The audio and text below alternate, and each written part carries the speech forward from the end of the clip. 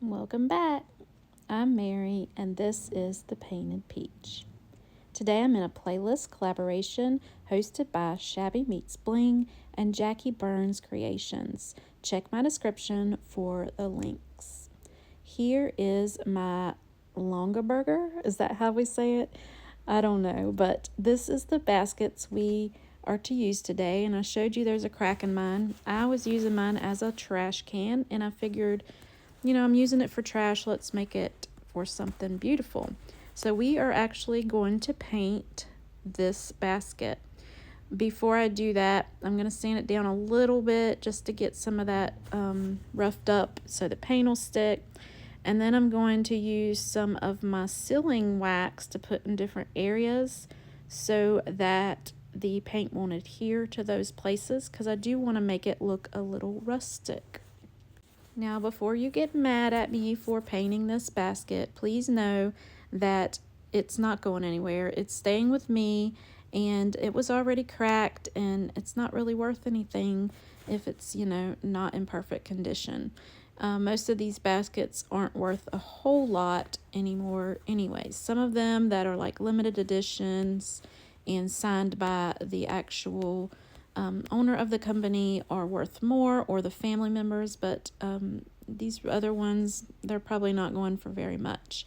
And I don't like this orangey color in my house, so I'm going to make it what I want it. Now, this blue is a lot brighter on the screen than it is in person. It's more of it's not really navy blue, but it's a little bit darker than it looks on here. It is nautical blue. It's chalk paint from Folk Art, and we are going to cover the whole basket, even the spots we put the sealing wax, and we're going to make sure it's good and covered. I'm curious to know how many of you have these baskets in your home that are just shoved in a closet or holding trash like mine was, or just, hanging out because you think that you need to pass them down to somebody.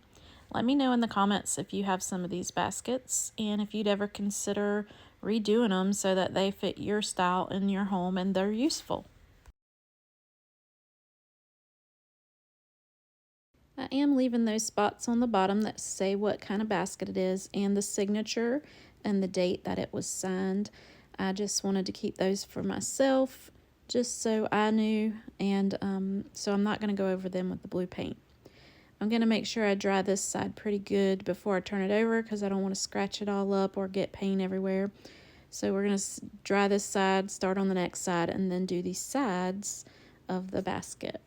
This brush I'm using is from Plaid. It is a furniture brush. If you're redoing furniture, it's really good for a project like this because you can get into those crevices. You see where the weavings are. It's really hard to get in there, and actually my hand hurt after doing this because I was having to scrub all kinds of different ways just to get that paint to go into those cracks. And then you run into the problem of it pooling up in there like a puddle of paint, and then you have to go over it kind of when you're drying to get those puddles kind of smoothed out. I'm painting straight over the hanger tool because I'm not going to be using it. I do want it to be disguised a little bit, just in case I decide to sit this basket out in the middle of somewhere, because it does stand up as well as hang. I'm going to keep that leather strap on there to hang it for a door hanger, and then we'll keep the other hanger on there in case, it wants to be held on a wall, and then you can hang it on like a nail or something. I'm going to use this as a door hanger with some pretty florals and stuff, but you can always take all that out, redo it for like 4th of July, summertime. This would be good for a lot of different things. Now, once I get this whole thing covered, we're going to make sure it's good and dry before we start wiping it down. Some of the paint will come off when I wipe with a paper towel, and some of it won't in the spots that we put the sealing wax. And then those spots I'm just going to use a sander tool. When choosing this color, I also thought about using a dark green, like a forest green, because that would also go with plenty of the seasons. But I felt like blue went with every season, and green really didn't feel summery to me. So I went with the darker blue. That way I could use this each time a new holiday or season comes around and just change out the florals. Plus, I think the pink and the blue go really well together and they complement each other. I also thought another thing to do was just to stain it or use the dark wax to make the wood a different color, but I just thought the blue was the best option. Here I'm making sure I get that top rim. I do decide to paint the inside of this as well once I get this dry. I just wanted it to be all one color, but the inside I don't get it as good as I did the outside. I kind of just dry brush in there, so that is blue.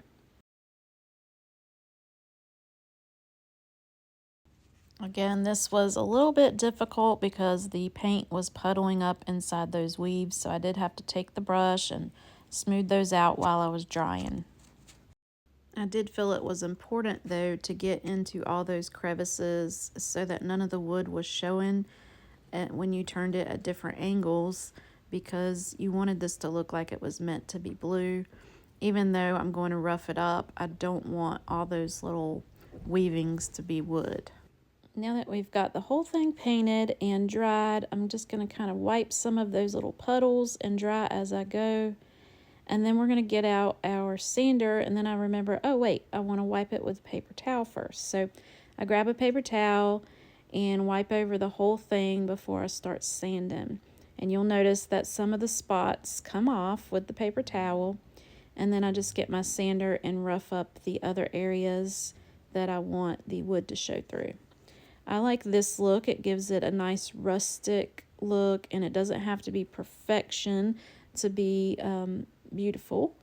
I think this blue color will go great with spring, summer, fall even. And you know, I like blue in Christmas time too, so you could change out the florals for each of the seasons.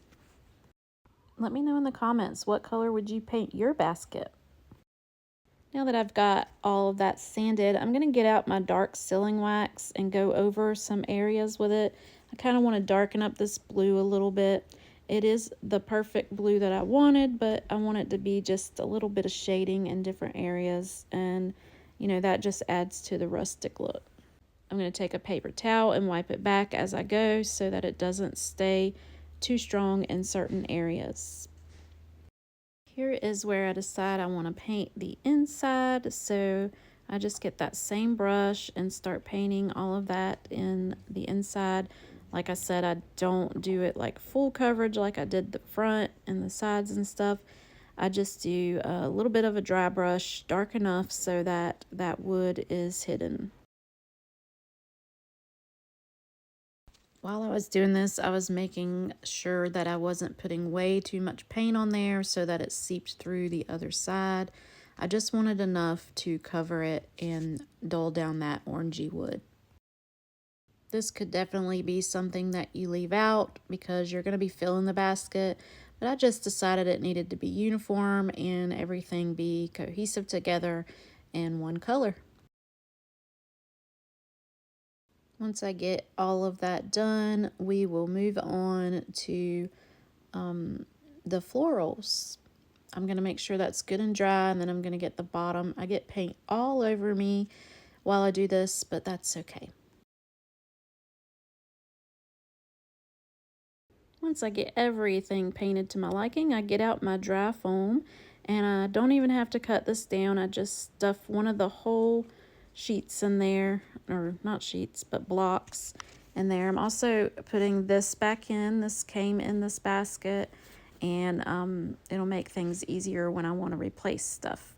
So I put the foam block in there, and then I have all these pretty flowers that I got from the Dollar General. They were either $3 or $5 a bundle, and we're going to cut them all off of their little stems, and that way they can be placed in there individually. I only picked out pinks and greens. I wanted the pink and blue together. I just think they go together well. And also, I cut them all apart because I find it easier. You don't really have to cut them apart if you want those to be bunched together. I just wanted to place them where I wanted them. I don't know much about florals, but this is how I do it. I was really excited to see that they had some of this pink, is it eucalyptus? And the light green. I can't remember if that's eucalyptus or not, but I was really excited to see the pink. I haven't seen any of that color before. I really liked these as well. They're a little bigger than I anticipated, but they will do just fine for a door hanger. Some of these gave me a bit of a problem trying to get them off the stems.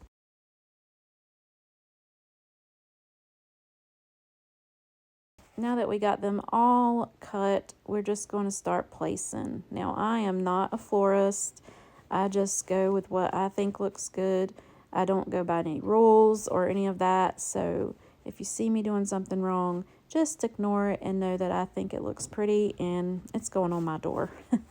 But you can arrange yours as pretty as you like and as by the rules as you like. And I hope that I inspire you in some way to do your own little basket door hanger.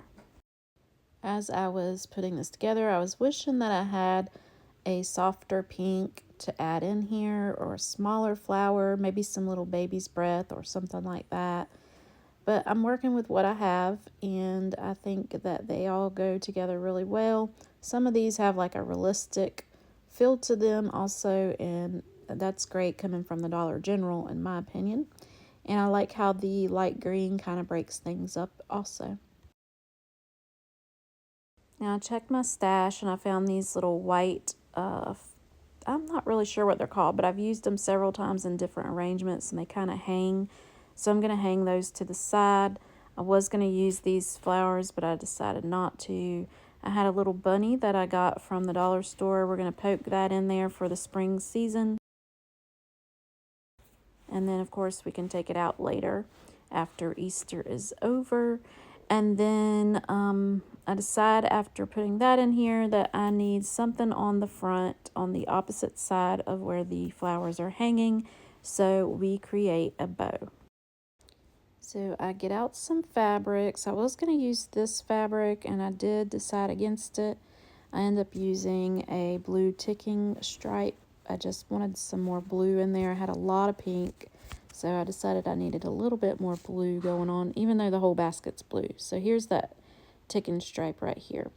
So we're going to make us a cute little bow out of that, and then we'll add it to the front. I'm just going to add it with some hot glue so it's not permanent, and I can change it out when I need to. I chose to create a messy bow for mine. You could make yours more like a loopy bow, whatever you'd like to do. You could use ribbon. I'm just more of a fabric strip kind of girl, and I make messy bows better than I make any bow, so that's what I go with. I added a little bit of a coffee stained fabric in there as well, and I think the bow is super cute. I use that same ticking stripe fabric to tie the bow off, and I don't add anything in the middle. I think it was good just as is.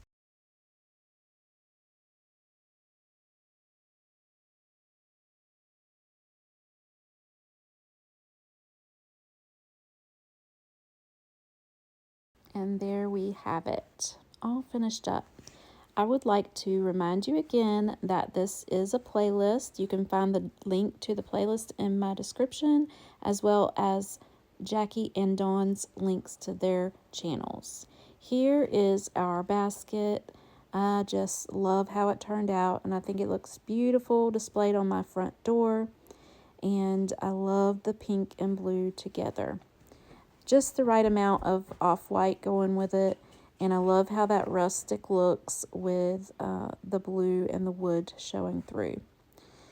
I also displayed it over on my bench just to show you it does stand up as well. Excuse all that pollen. It is pollen everywhere around here. Anyways, I hope that you enjoyed this, and I hope it inspires you to get those old baskets out. They're not going to do anything just by sitting somewhere. And if you don't have them in your home displayed, make them where that you want to. All right, thanks again for joining. Make sure you check out the other channels and the playlist, and I will see you next time. And as always, stay peachy.